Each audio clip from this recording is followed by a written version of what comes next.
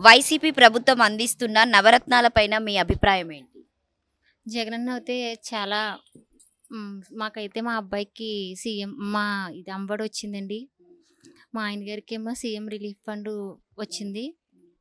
మా husband accident అయింది. ఇంచుమించు 10 లక్షల దాకా ఖర్చు చేసాము.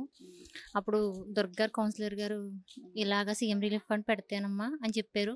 మేము తారతునిపుత్రి గారిని సహాయం ద్వారా ఆవిడ కన్సల్ట్ చేశారండి.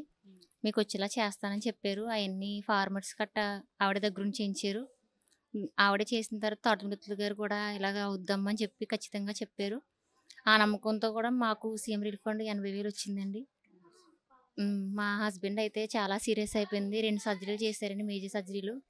ఎఫెక్స్‌లో ట్రీట్మెంట్ చేయించాము. ఇంచుమించు 10 లక్షల దాకా అయిపోయింది. మళ్ళీ బెంగుళూరు తీసుకెళ్ళామండి.